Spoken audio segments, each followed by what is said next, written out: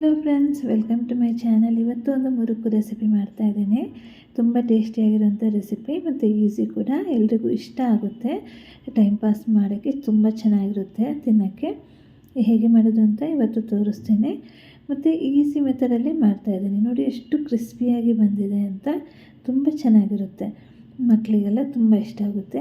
ಹೇಗೆ ಮಾಡೋದು ಅಂತ ನೋಡೋಣ. ಆದರೆ ಅದಕ್ಕೂ ಮೊದಲು ನನ್ನ ಚಾನಲ್ನ ನೀವೇನು ಸಬ್ಸ್ಕ್ರೈಬ್ ಮಾಡಿಲ್ಲ ಅಂದರೆ ನನ್ನ ಚಾನಲ್ನ ಬೇಗನೆ ಸಬ್ಸ್ಕ್ರೈಬ್ ಮಾಡಿ ನನಗೆ ಸಪೋರ್ಟ್ ಮಾಡಿ. ಮತ್ತು ಈ ವಿಡಿಯೋ ಇಷ್ಟ ಆಗಿದ್ದರೆ ಒಂದು ಥಮ್ಸ್ ಅಪ್ ಕೊಡಿ. ಬನ್ನಿ ರೆಸಿಪಿ ಸ್ಟಾರ್ಟ್ ಮಾಡೋಣ. ಫಸ್ಟು ನಾನಿಲ್ಲಿ ಒಂದು ಬೌಲಲ್ಲಿ ಕಡಲೆ ಬರುತ್ತಲ್ಲ, ಹುರಿಕಡಲೆ, ಅದನ್ನು 1 ಕಪ್ಪಷ್ಟು ಪೌಡ್ರ್ ಮಾಡಿ ತೊಗೊಂಡಿದ್ದೀನಿ. ಪೌಡ್ರ್ ಮಾಡಿ ತೊಗೊಂಡಿರೋದನ್ನು ಈ ಥರ ಸ್ಟ್ರೈನ್ ಮಾಡ್ಕೋಬೇಕು. ಯಾಕಂದರೆ ತರಿ ಇದ್ದರೆ ಅದೆಲ್ಲ ಹೋಗುತ್ತೆ. ಅದಕ್ಕೋಸ್ಕರ ಈ ಥರ ಚೆನ್ನಾಗಿ ಸ್ಟ್ರೈನ್ ಮಾಡ್ಕೋಬೇಕು. ಮುರುಕು ರೆಸಿಪಿ ತುಂಬ ವೆರೈಟಿಯಲ್ಲಿ ಮಾಡ್ಬೋದು, ಆದರೆ ಈ ಥರ ಒಂದು ಸಲ ಮಾಡಿ ನೋಡಿ, ತುಂಬ ಚೆನ್ನಾಗಾಗುತ್ತೆ. ನೋಡಿ, ಈ ಥರ ಸ್ಟ್ರೈನ್ ಮಾಡೋದ್ರಿಂದ ಅದರಲ್ಲಿ ನೋಡಿ ಹೇಗೆ ತರಿ ಇರುತ್ತಲ್ಲ, ಅದೆಲ್ಲ ಸಪ್ರೇಟ್ ಆಗುತ್ತೆ. ಅದನ್ನು ನಾನಿಲ್ಲಿ ತೆಗೆದಿಡ್ತಾ ಇದ್ದೀನಿ. ಈಗ ಅದೇ ಥರ ಒಂದು 3 ಕಪ್ಪಷ್ಟು ಅಕ್ಕಿ ಹಿಟ್ಟು ತೊಗೋಬೇಕು. ಅದನ್ನು ಕೂಡ ಇದೇ ಥರ ಸ್ಟ್ರೈನ್ ಮಾಡಿ ಹಾಕೋತಾ ಇದ್ದೀನಿ.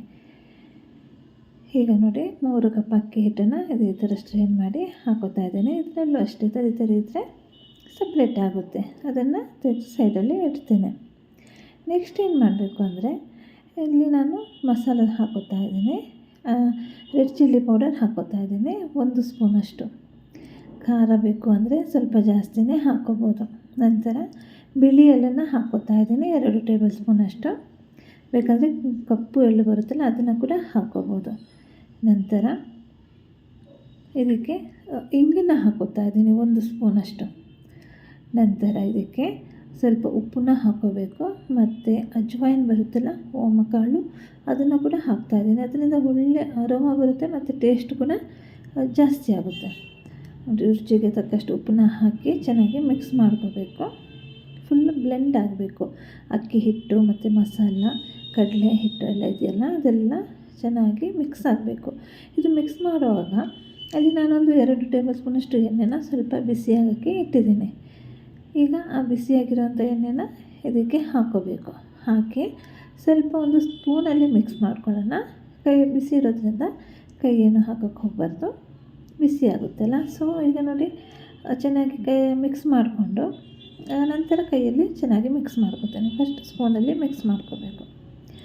ಈಗ ನೋಡಿ ಕೈಯಲ್ಲಿ ಮುಟ್ಬೋದು. ಈಗ ಚೆನ್ನಾಗಿ ಮತ್ತೆ ಮಿಕ್ಸ್ ಮಾಡ್ಕೊತೇನೆ. ಎಲ್ಲ ಎಣ್ಣೆ ಇದೆಯಲ್ಲ ಫುಲ್ಲು ಹಿಟ್ಟಿಗೆ ಆಗಬೇಕು. ಹಿಟ್ಟು ಸ್ವಲ್ಪ ಮಾಯ್ಶ್ಚರ್ ಥರ ಆಗಬೇಕು. ನಂತರ ಇಲ್ಲಿ ಒಂದೂವರೆ ಕಪ್ಪಷ್ಟು ನೀರನ್ನು ಬಿಸಿ ಆಗೋಕ್ಕೆ ಇಡಬೇಕು. ಈ ಸ್ಟೇಜಲ್ಲಿ ಸ್ವಲ್ಪ ಬಿಸಿ ಆಗಬೇಕು ನೀರು, ಜಾಸ್ತಿ ಅಲ್ಲ. ಒಂದು ಉಗುರು ಬೆಚ್ಚ ನೀರು ರೆಡಿ ಮಾಡ್ಕೋಬೇಕು. ನಂತರ ಅದೇ ನೀರಲ್ಲಿ ಸ್ವಲ್ಪನೇ ನೀರನ್ನು ಹಾಕಿ ಈ ಡೋ ಒಂದು ರೆಡಿ ಮಾಡ್ಕೋಬೇಕು. ಜಾಸ್ತಿ ತೆಳು ಆಗಬಾರ್ದು ಹಿಟ್ಟು, ನಾವು ಕಲಿಸ್ತೀವಲ್ಲ, ಸ್ವಲ್ಪ ಗಟ್ಟಿ ಇರಬೇಕು. ಆವಾಗ ಕರೆಕ್ಟಾಗಿ ಬರುತ್ತೆ ಚಕ್ಲಿ. ಈಗ ನೋಡಿ ಎಣ್ಣೆ ಹಾಕ್ದೆಲ್ಲ ಕೈಯಲ್ಲಿ ಮುಟ್ಬೋದು, ಅಷ್ಟು ಬಿಸಿ ಇದೆ. ಈಗ ಚೆನ್ನಾಗಿ ನಾದಿಸ್ಕೊತೀನಿ. ನೋಡಿ ಈ ಥರ ಒಂದು ಚಪಾತಿ ಹಿಟ್ಟು ಥರ ನಾನು ರೆಡಿ ಮಾಡ್ಕೊತೇನೆ. ಈ ಥರ ರೆಡಿಯಾಗಿದೆಯಲ್ಲ, ಈಗ ಏನು ಮಾಡಬೇಕು ಅಂದರೆ ಇದನ್ನು ಒಂದು 5 ಮಿನಿಟ್ಸ್ ಹಾಗೆ ರೆಸ್ಟ್ ಕೊಡಬೇಕು. ನಂತರ ಇಲ್ಲಿ ಚಕ್ಲಿ ಮೇಕರ್ ಇರುತ್ತಲ್ಲ, ಅದಕ್ಕೆ ಸ್ವಲ್ಪ ಎಣ್ಣೆಲ್ಲ ಹಚ್ಕೊಂಡು ಇದನ್ನು ರೆಡಿ ಮಾಡ್ಕೊಳ್ಳೋಣ. ನೋಡಿ ಸ್ಟಾರ್ ಬರುತ್ತಲ್ಲ ಹೋಲ್, ಅದನ್ನು ನಾನು ಇಟ್ಕೊತಾ ಇದ್ದೀನಿ. ಈಗ ಅದು ಚಕ್ಲಿ ಮೇಕರ್ ಒಳಗಡೆ ಸ್ವಲ್ಪ ಎಣ್ಣೆ ಅಪ್ಲೈ ಮಾಡೋಣ. ಯಾಕಂದರೆ ಈಸಿ ಆಗುತ್ತೆ, ಅದು ಮೂವ್ ಆಗೋಕ್ಕೆ ಈಸಿ ಆಗುತ್ತೆ. ಈಗ ನೋಡಿ ಸ್ವಲ್ಪ ಎಣ್ಣೆ ಹಚ್ಕೊತಾ ಇದ್ದೀನಿ. ಚೆನ್ನಾಗಿ ಎಣ್ಣೆ ಅಪ್ಲೈ ಮಾಡಬೇಕು. ಎಣ್ಣೆ ಅಪ್ಲೈ ಮಾಡಿ ಈಗ ಹಿಟ್ಟನ್ನು ತೆಗೆದು ಈ ಚಕ್ಲಿ ಮೇಕರ್ ಒಳಗಡೆ ಹಾಕಬೇಕು. ನೋಡಿ ಈ ಥರ ತುಂಬಾ ಚೆನ್ನಾಗಾಗುವಂಥ ರೆಸಿಪಿ, ಈಸಿ ಕೂಡ, ಈಸಿಯಾಗಿ ಮಾಡುವಂಥ ರೆಸಿಪಿ. ಮಕ್ಕಳಿಗೆ ಕುರುಮ್ ತಿನ್ನೋಕ್ಕೆ ಕೊಟ್ಟರೆ ತುಂಬ ಚೆನ್ನಾಗಾಗುತ್ತೆ.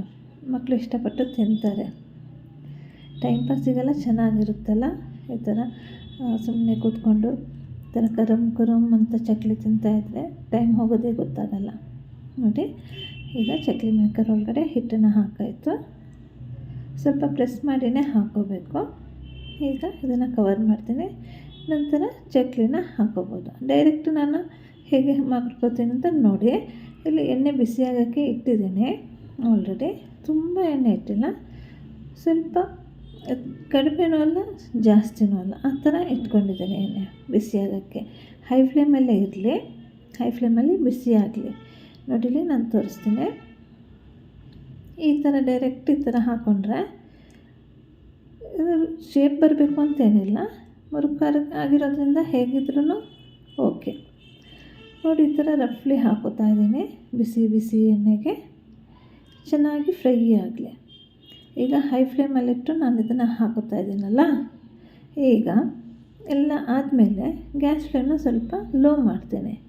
ಲೋ ಟು ಮೀಡಿಯಮ್ ಫ್ಲೇಮಲ್ಲಿಟ್ಟು ಅದನ್ನು ಫ್ರೈ ಮಾಡ್ಕೋಬೇಕು. ಇಮಿಡಿಯೇಟಾಗಿ ಫ್ರೈ ಆಗುತ್ತೆ, ಕಲರ್ ಚೇಂಜ್ ಆಗ್ತಾ ಬರುತ್ತೆ. ಆವಾಗ ಗೊತ್ತಾಗುತ್ತೆ ಇದು ಫ್ರೈ ಆಗ್ತಾ ಬಂತು ಅಂತ. ಮತ್ತು ಇದನ್ನು ಚಕ್ಲಿ ಇದೆಯಲ್ಲ, ಸ್ವಲ್ಪ ಶ್ರಿಂಕ್ ಆದಾಗುತ್ತೆ. ಈಗ ನೋಡಿ, ಚೆನ್ನಾಗಿ ಫ್ರೈ ಆಗಲಿ. ಕೈ ಏನು ಹಾಕೋಕ್ಕೆ ಹೋಗಬೇಡಿ. ಈಗ ಸ್ವಲ್ಪ ಗ್ಯಾಸ್ ಫ್ಲೇಮ್ನ ಲೋ ಮಾಡಿದ್ದೀನಿ. ನೋಡಿ, ಹೇಗೆ ಶ್ರಿಂಕ್ ಆಗ್ತಾ ಬಂದಿದೆಯಲ್ಲ, ಗೊತ್ತಾಗುತ್ತೆ ಫ್ರೈ ಆಗ್ತಾ ಬಂತು ಅಂತ. ಸ್ವಲ್ಪ ಕಲರ್ ಚೇಂಜ್ ಆಗ್ತಿದ್ದಾಗೇ ಗ್ಯಾಸ್ ಫ್ಲೇಮ್ನ ಹೈ ಮಾಡಿ ಇದನ್ನು ನೋಡಿ ಈ ಥರ ಫ್ಲಿಪ್ ಮಾಡ್ಕೊತೇನೆ. ನೋಡಿ ಎಷ್ಟು ಚೆನ್ನಾಗಿ ಆಗಿದೆ ಅಂತ.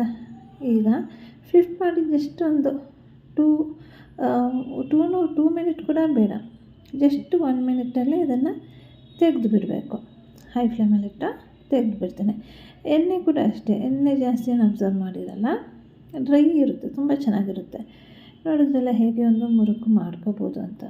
ನೀವು ಮಾಡಿ ನನಗೆ ಕಾಮೆಂಟ್ ಮಾಡಿ ತಿಳಿಸಿ. ಮತ್ತು ಸಬ್ಸ್ಕ್ರೈಬ್ ಮಾಡೋದನ್ನಂತೂ ಮರಿಬೇಡಿ, ತಪ್ಪದೆ ಸಬ್ಸ್ಕ್ರೈಬ್ ಮಾಡಿ.